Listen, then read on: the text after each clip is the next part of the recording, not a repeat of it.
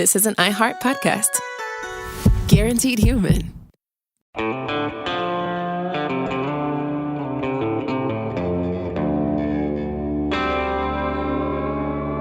Body Bags with Joseph Scott Morgan.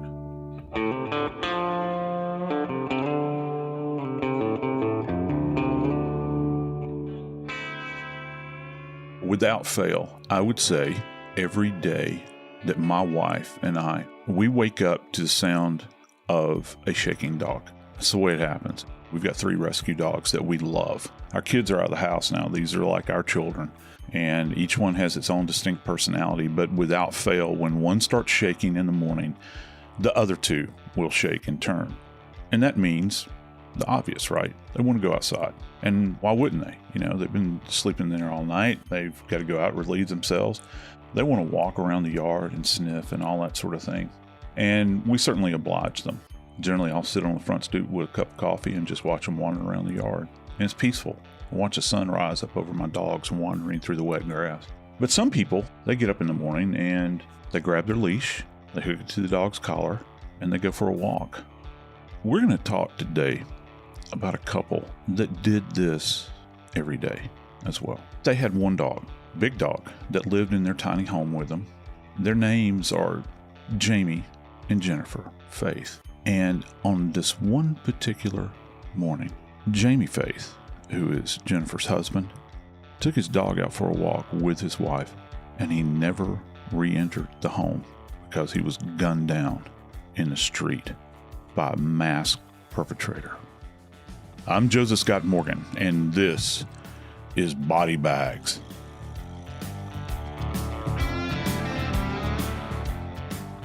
You know, I'm going to tell everybody in the audience a secret right now.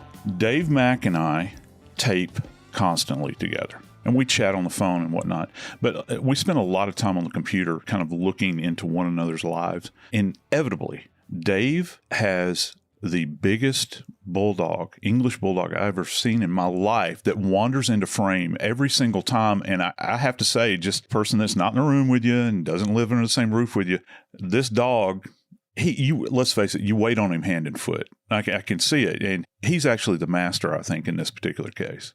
The most amazing gift, the English Bulldog that weighs nearly 100 pounds. And just to give you the very quick one, because Joe and I both have rescue dogs, and this was not a rescue dog. This actually came from a friend. It's not a dog I would buy. I'm not against people buying dogs by any stretch, if that's your thing. But yeah, my English Bulldog, Hank, it's like having Fred Mertz living with you all the time. He looks like a Hank, too. If you could turn him into a human, he looks like a big guy that would drive a tractor trailer truck across the country named Hank. He does. And he's got, I will tell you this, he's big, he's fun, smart, and all dog. And when you're mentioning this particular case today, where this is something you and I both identify with, is having a dog as a part of your family. And there's a routine that goes into this. And in the case of Jamie Faith and his wife, they both were normal routine. Let's go out and we're going to walk the dog. And I'm looking right now at this picture taken from their Ring doorbell surveillance camera, what have you. And it's a picture just of your regular average couple. It was their 15th anniversary for Jamie and Faith. And after 15 years of wedded bliss, they go out to walk the dog. And as you mentioned, Jamie Faith was murdered. And it seemed like a random attack. Out in the middle of the street, okay? And I got to tell you, I tried to describe to people because, we kind of paint with words on the show. But when I say that the environment in which they indwell, in which they live, this neighborhood, it's like neat postage stamp kind of lots. The grass is all trimmed, and they're these kind of cottage style homes, that look like they were built just after World War II. Some of them are brick, some of them are frame. It's a neat looking area. It's not the type of place that you would expect to have something this horrific happen in, because it is absolutely life shattering what occurred in this neighborhood, Dave. Well, that's the thing. When you're looking at this as 15 years of marriage, Jamie Faith, his wife, Jennifer Faith, they met on a blind date, connected, and 15 years later, here you go. They're in Dallas, Texas, walking the dog when everything falls apart. Now, Joe, I'm going to ask you something very specific here. as a death investigator, when you come upon a scene like this, where Jamie Faith is the victim, he has been shot 7 times, 3 to the head, 3 to the torso, and 1 to the groin. Just from my standpoint, I'm thinking these shots have to tell the story, especially the shot to the groin, because you've just got a couple out here walking their dog in the morning. And for this to happen, I get 1 shot in the head if it's payback for something, some kind of a murder. But this seems not just overkill, but more to it. That shot to the groin is a red flag in every way possible. Yeah, it is. And again, just bear with me here, because shootings are a dynamic event, and this takes place out in the middle of the street, Dave, which kind of complicates matters from a forensic standpoint. And that's just common sense. We're not going to the moon here. This is just very common sense stuff. So the dynamic changes outdoors as opposed to indoors. Let me give you, for instance, if you're working a scene where someone has used a semi-automatic handgun, which in this case was utilized, and you're on a hard surface like an asphalt surface, which the street was, you've got sidewalks that are adjacent to it. You do have some grassy areas, but this took place in the middle of the street. When those shell casings are ejected out of this weapon, first off, there's no telling where they're going to go. All right. They can bounce all over the place. It's completely unpredictable. It's randomized. They've tried to recreate, actually, some people have tried to do studies where they try to assign some kind of predictability as to where shell casings are going to go. And you can't. It's an empirical impossibility. The ejection port, which is where the casing comes out of, it depended upon the type of weapon. This one was a Smith & Wesson handgun. It's going to eject up and slightly to the right. If you're firing the weapon, it's going to go up and then slightly to the right. So if you were standing in a static position, that means steady, and firing this weapon, you can imagine it's going to go over the apex of your right shoulder if you're a shooter. But again, you have to incorporate this idea of dynamicism in the environment where the shooter is not necessarily going to stand still unless they're highly, highly trained, where they can block out everything else in their periphery and center in on the target. I find the shot grouping very interesting, Dave, because, for instance, in military circles, when you're taught to shoot, remember, military personnel are trained different than police, all right? Military personnel are going in to kill. They're not going in to do anything else, all right? And so if you're trying to defeat the enemy, if you have the ability to double tap twice to the chest, that means center mass. If you'll place your hand over your chest, that's center mass of your body, and then 1 to the head. So you've knocked them down with 2 shots to the chest or to the torso, and then the finishing shot is to the head. That gives you an idea of pattern and purpose in that environment. If this was a police officer, they're always going to shoot center mass at a target because that's the biggest available space. It's not as much about precision shooting as it is to end a threat. So I find it very interesting, Dave, in this particular case that you've got this shot grouping that's literally in the chest. And I have to admit, this 1 shot to the groin is interesting. And then you've got 3 gunshot wounds to the head, and they're very specific. They're on the left aspect of the head, Dave. All right. Now, when you say left aspect of the head, what does that indicate? Does that really have a lot to do with what's going on here with the shots to the head? Does that mean something to you? Because I can't imagine, because I've never shot anybody, and I can't, so I'm trying to put myself here to figure out what would that mean. Okay, the tighter the grouping of your shots, that goes to accuracy, doesn't it? Now, you can be accurate if you're aiming at a paper target and you know which end is the business end of the weapon. We're talking about an environment in the middle of the street in broad daylight, dude, where you're putting a shot group on the left side of somebody's head. And Dave, everybody at home, imagine a standard index card, like a white index card, that you would write a recipe on or make a personal note, or you're going to give a speech or something. Imagine a standard index card. This shot grouping that was on the left side of his head, Dave, you could take a index card and place it over the area, and all 3 of those shots would fall. You couldn't see them. The index card would obscure them. That's how tight that shot grouping is. One of the shots actually goes into the ear. Okay, but Joe, you're shooting somebody. They're going to be moving. I mean, it's not going to be a static target. So as the first, I know the shots are going to be quick, but how much movement is there between the first click and the second and the third? That's the interesting piece to this, because you think about what shot came first. That's not something you can necessarily assess or interpret. In the morgue, we don't go in there to say, this is the order in which the gunshots occurred. Now, under certain circumstances, we can state that, particularly from a circumstantial standpoint. If you have an eyewitness statement, okay, they might be able to say, well, I saw the man walk up and shoot the victim in the head, and then as they went down to the ground, they shot them 3 more times. That is about as close to sequencing as you're going to get. The morgue is so far removed from the crime scene, and you kind of want that too, where the pathologist comes in and they're not uninformed is not the right way to describe this. They're unbiased. So you have the pathologist, they'll get what's referred to as a scene note that will come in. It's not like the official report. And a lot of people don't understand this. And let me break this down for you. This is kind of the guts of the way this works. When you're out on a crime scene or death scene, and you're the eyes and the ears of the pathologist as the medical legal death investigator on the scene, you're making your notes just like the police make their notes, and you're going to eventually generate a report. But you will come up with essentially a paragraph from the scene that will give a narrative to the medical examiner / pathologist as to what went on at the scene. They have that snapshot from a narrative standpoint, and they will have images, but they're not unbiased. They are unbiased to the sense that they have not been out there interviewing people and working the scene. So when they get the body, they're looking at a body that is riddled with gunshot wounds, and they're not there to determine what sequence the gunshot wounds took place in. They're there to document them and then talk about the nature of these gunshot wounds. And of course, in this particular case, the gunshot wounds tell one heck of a tale.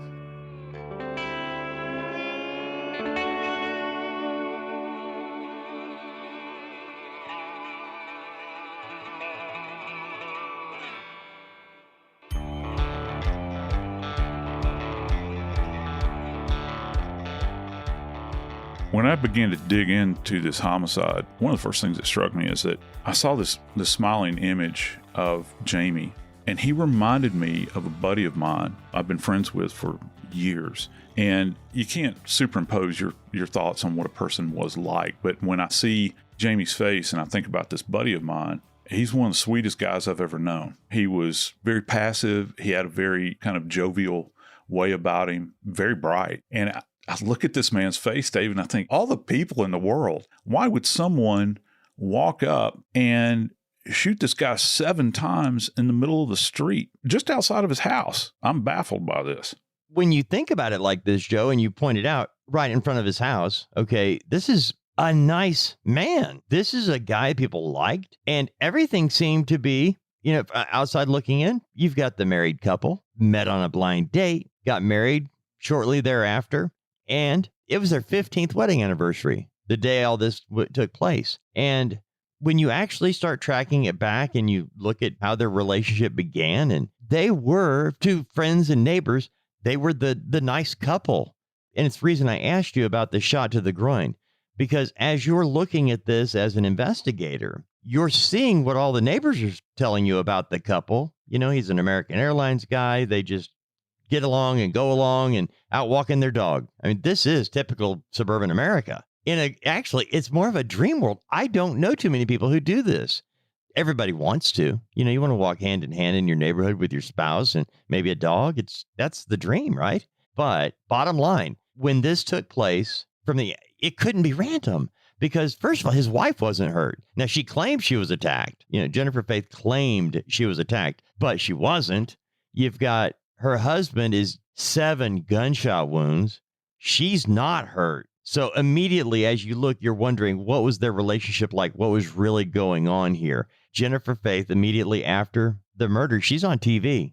She's begging, please come forward. You've emotionally done all this damage. And she's crying tears, begging for the murderer to come forward. Like that's what a murderer would do. But I'm looking over and over at this, Joe, and even from my limited abilities to understand, it doesn't ring true. It doesn't ring true at all. First of all, it's your 15th anniversary. That's symbolic of so many things. The person who's doing this couldn't have been random. They had to know your routine, had to know that you guys go and walk the dog every morning. or close to it. They had another route you're going to be on. And again, since there were 7 shots to the man and none to the woman, well, got a feeling there's a target here. So all these things coming into play, Joe, you're the investigator as you come to the scene of the crime and you're told by everybody, hey, they were the all-American couple. He's a good guy. She seems like a nice lady. What happened? You look at it in context and remember my old fallback statement as a death investigator and things I say, we're always viewing the abnormal in context of the normal. And it's kind of, I don't know, Dave, I was looking at this and, from our generation, I look at this and I think, this is kind of a Leave It to Beaver looking neighborhood. You don't think that violence like this, and this is a certain special level kind of violence that you're talking about, would take place within this environment.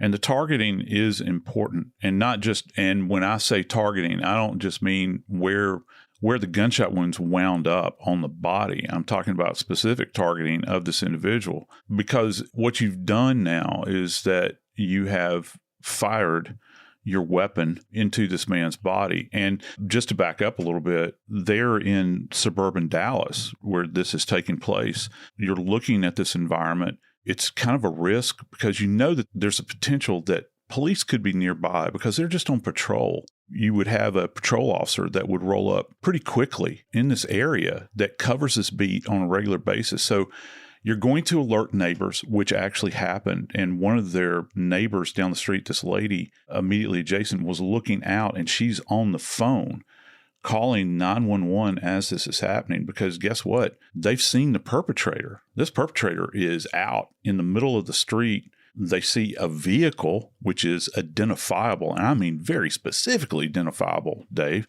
There's not a lot of effort to hide anything. It's not like you've got somebody that's waiting in the bushes where you can go over, and after the fact, you're doing the investigation, you're going to look for footprints, cigarette butts, anything that gave you an idea that this was some kind of traditional ambush where they're lying in wait. It's like they had specific times.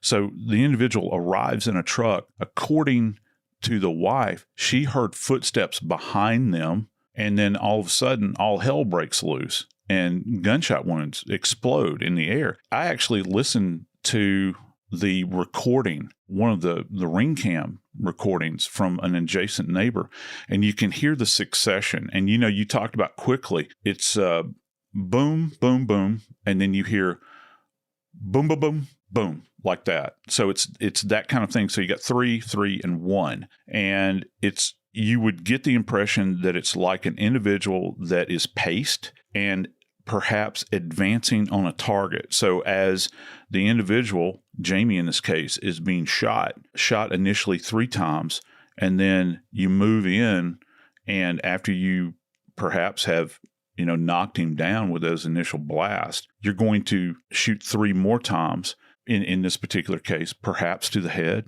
because those are kill shots, and it's a very tight group. The head it's the ideal place to hit somebody, but you have to have such a level of accuracy to score just a single headshot. In this case, you're talking about 3 headshots with a handgun, which is not necessarily easily accomplished unless you're skilled and practiced.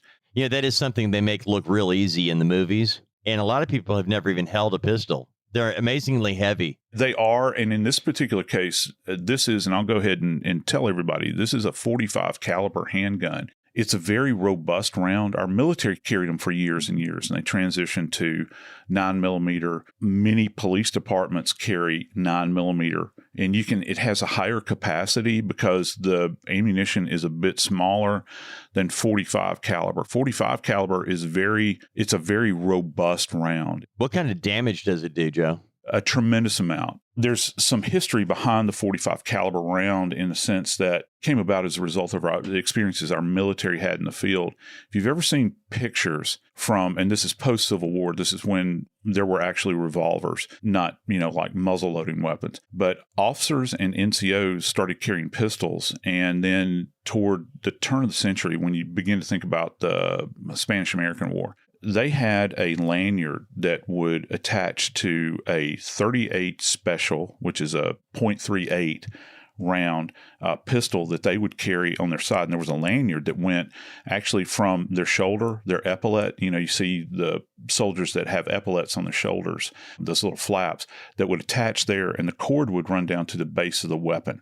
And so if they got into a fight and they dropped their weapon, they wouldn't lose their weapon. That cord enabled the weapon to still stay with them, even if they were going hand to hand. The thing about the 38 Special, though, that they found out, particularly when they encountered some of their adversaries, I think in Southeast Asia, the 38 Special was an ineffective round. And you hear people talk about this idea of stopping power. You ever heard that term before, Dave? Some people say it's a fallacy. When you go from a .38 round caliber up to a .45 caliber round, it's robust. It's a game changer. So you wouldn't have to have, say, as many rounds like with a 9mm, where you can have them stacked and you'll have 12 rounds or 13 rounds, depending on the magazine. With a 45 caliber round, and traditionally, we went to a 1911. Colt 1911 was the weapon our military carried for years, a 45 caliber. It was a 7-round magazine. But the thing about it is, if you can put one round on target, you're delivering that energy from that .45 round into a body. And when it hits, it disperses all of that energy, into the body. And so you'll get there's a higher likelihood that you're going to thwart any attack at that point in time. In this particular case, in the case of Jamie's, let's just say at execution in the middle of the street, this is the weapon that was chosen in order to end his life, Dave. I know that Jamie was left dead in the middle of that street when the sun set on that particular day. There were still far more questions than there were answers.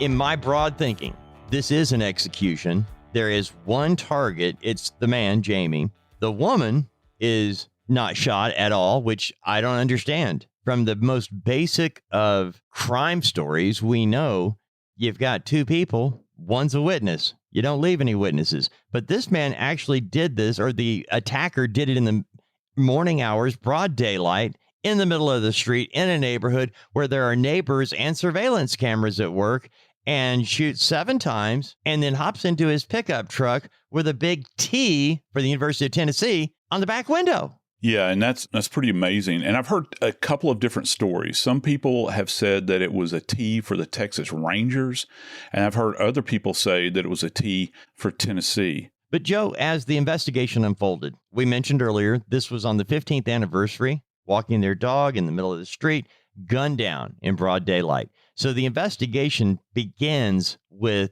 those 3 people. 2 they know, Jennifer and Jamie, and 1 they don't, the suspect. They have some information on the suspect, where it took place, basic size, vehicle he left the scene in, and the type of gun he used to kill Jamie. What they don't know is, who is it and why was Jennifer left alone? So as police started their investigation, they started uncovering a few things, and I'm going to have to skip to this or we're going to run out of time.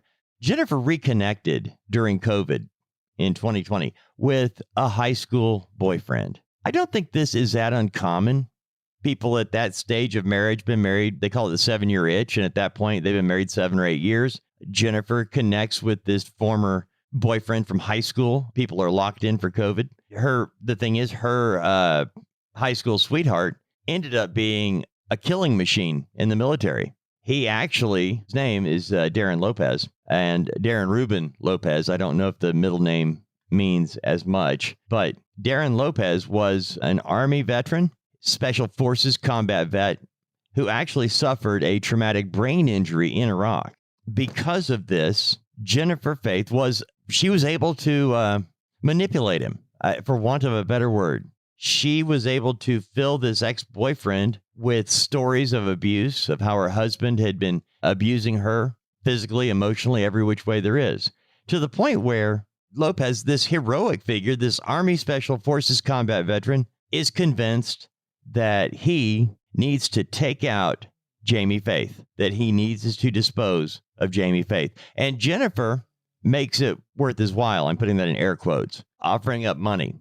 And by the way, offering up a game plan for this entire thing. She creates fake emails, but the police can actually unravel all this now. And I know it's a different part of forensics, but the digital forensics that are available today, Joe, they mirror the forensics of the body in the way an investigation is done. It's amazing. Oh, of course they do. They're electronic breadcrumbs, Dave. And here's one of the amazing things. As the police began to kind of unwind this story, this tale, Lopez lived in Tennessee, and they're talking back and forth. Dave, she had upwards, now hold on to your hat, she had upwards of 14,000, that's right, 14,000 text messages back and forth with this guy.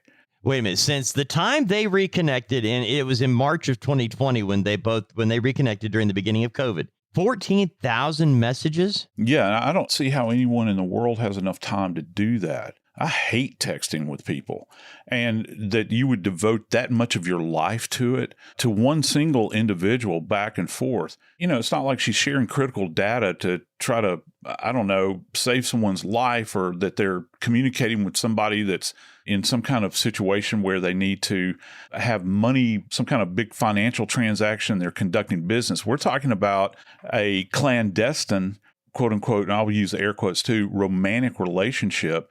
And I find it interesting that the police use the term emotional affair in here. So that implies that it was never physical. This was always done at a great distance. It's a long ways, man. 650 miles. I looked it up because I didn't know. I had to actually look on the map and go, well, type it in, mileage here. 650 miles. And by the way, only seeing pictures that the person wants you to see. You can really frame yourself in a certain context that way by only allowing yourself to be seen as the other wants you to be seen. Oh, yeah. And when you're using language in order to do this, particularly if you've got a guy that's had his head rattled in battle, he's a disabled vet.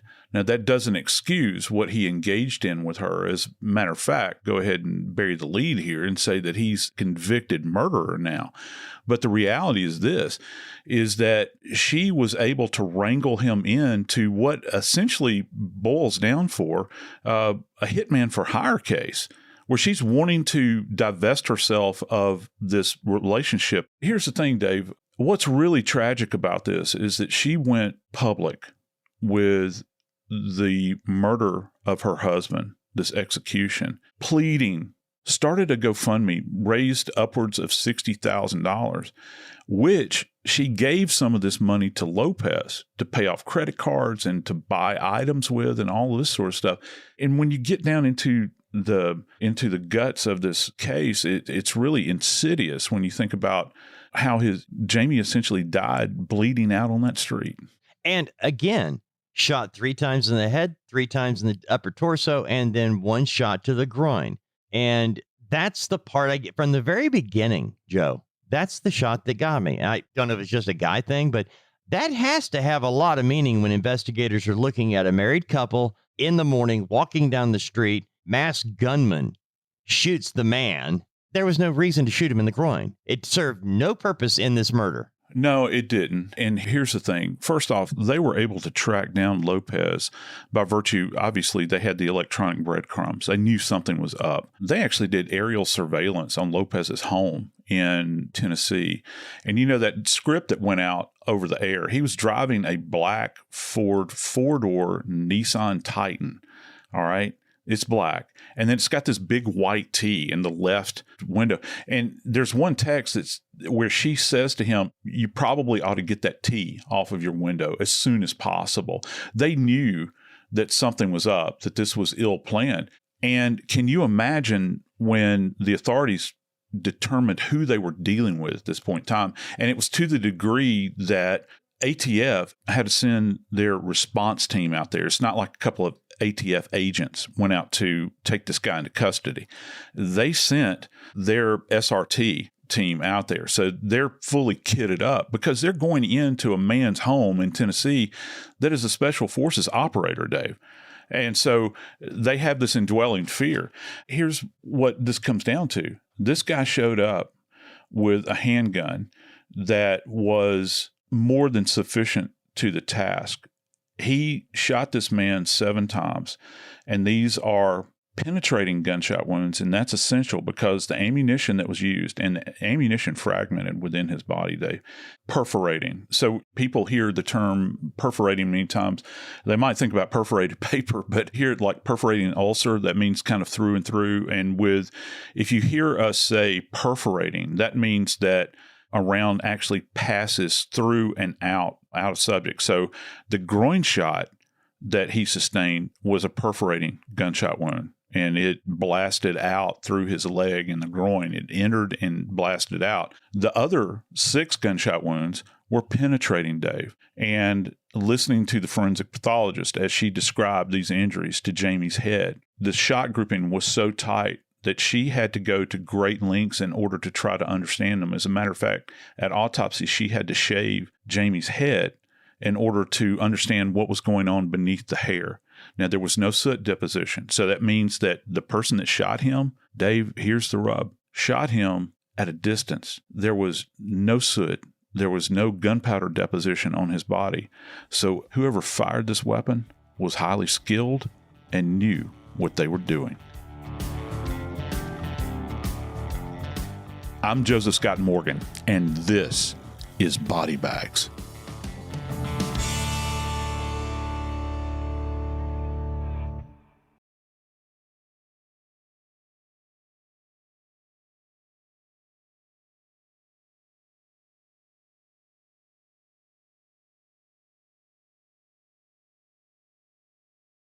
This is an iHeart podcast.